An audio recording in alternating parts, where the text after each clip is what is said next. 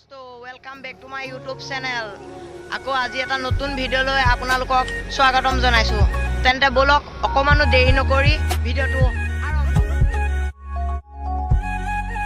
আপোনালোকক জনাই লওঁ যে এই ভিডিঅ'টো কোনো যাত্ৰা বা বেলেগ ধৰণৰ ভিডিঅ' নহয়। এইটো হৈছে এটা গ্ৰাম্য অঞ্চলৰ ভিডিঅ', মানে গ্ৰাম্য অঞ্চলত য'ত শিক্ষিত যুৱকে কেনেকৈ কৃষি কৰ্মৰ দ্বাৰা নিজে নিজক মানে সংস্থাপন দিছে, তাৰ এটা ভিডিঅ' মই আপোনালোকক দিবলৈ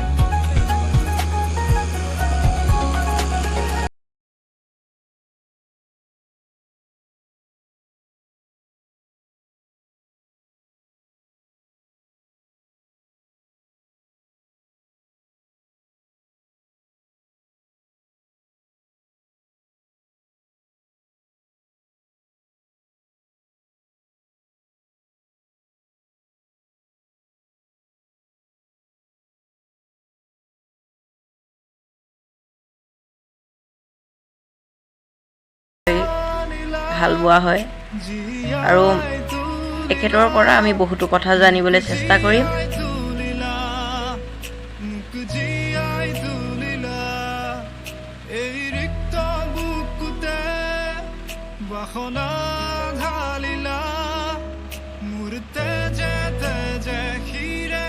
পংকজ হাজৰিকা আৰু এজনে কৃষি কাৰ্য কৰি আছে আৰু কিমান দিনৰ পৰা কৰিছে বা এই ট্ৰেক্টৰখন তেওঁৰে হয়, কেনেকৈ কি চৰকাৰৰ পৰা কিবা সুবিধা পাইছেনে আজি তেওঁ সকলোখিনি আমাৰ আগত ক'ব।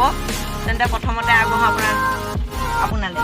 নমস্কাৰ, মোৰ নাম পংকজ হাজৰিকা। বৰ্তমান মই এইখন ট্ৰেক্টৰকে চলাই আছোঁ।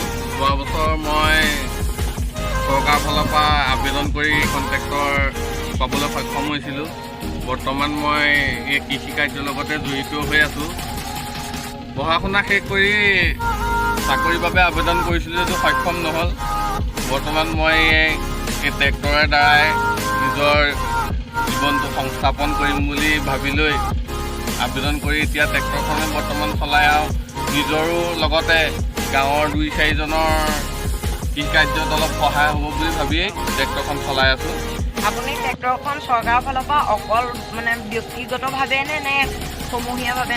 নাই, এইটো আমি চৰকাৰ আবেদন কৰোঁতে চৰকাৰে ক'লে যে আমাৰ ট্ৰেক্টৰখন গোটৰ দ্বাৰাহে পাব। আমি সেইটো কাৰণে গাঁৱৰ 10-12জন যুৱক গোট খাই এটা গোট খুলি ট্ৰেক্টৰখন লৈছিলোঁ যদিও এতিয়া বৰ্তমান ট্ৰেক্টৰখন চবে হয়তো ল'বলৈ অকণমান সক্ষম নহয়, তথাপিও 2 পইচা গোট খুৱাই ট্ৰেক্টৰখন লৈ খেতি কাৰ্য কৰি আছোঁ। আৰু এতিয়া মোৰ দায়িত্বতে সম্পূৰ্ণ আছে, গোটৰ যদিও গোটেইকেইজন থাকে। হয়, আপুনি এতিয়া মানে মাটি বিঘা হিচাপত বায়নে নে কেনেকৈ বায় আপুনি সেইটো ক'বনে? মাটিটো এতিয়া সম্পূৰ্ণ ট্ৰেক্টৰ বিঘা হিচাপতে হয়, তাকে মাটিলৈ দাম কম বেছিও হয়। তথাপিও আজিকালি 500 টকা বিঘা চলি আছে। 500 টকা? অঁ, সেয়া আপোনালোকে গম পাইছে, মাটি ইয়াত 500 টকা বিঘা চলি আছে। আৰু তেওঁ সকলো ক'লে যে কেনেকৈ কৃষি কাৰ্য কৰিছে বা কেনেকৈ ট্ৰেক্টৰ ল'লে তেওঁ, আৰু তেওঁ বহুতো কষ্ট কৰিছে, সেইকাৰণে আজি ট্ৰেক্টৰে খেতি কৰি আছে। বহুতো চাকৰিৰ কাৰণে তেওঁ এপ্লাই কৰিছিলে, কিন্তু চাকৰি নাপালেও তেওঁ নিজৰ সংস্থাপনৰ কাৰণে কৃষি কাৰ্যকে কৰিছে। আপুনি ইমানকণ জনোৱাৰ বাবে আমাৰ ফালৰ পৰা আপোনাক ধন্যবাদ।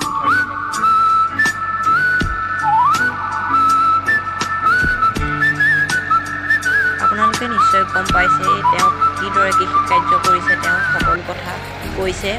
আৰু যদি ভিডিঅ'টো চাই ভাল পালে লাইক, কমেণ্ট, শ্বেয়াৰ আৰু চেনেলটো ছাবস্ক্ৰাইব কৰি দিব।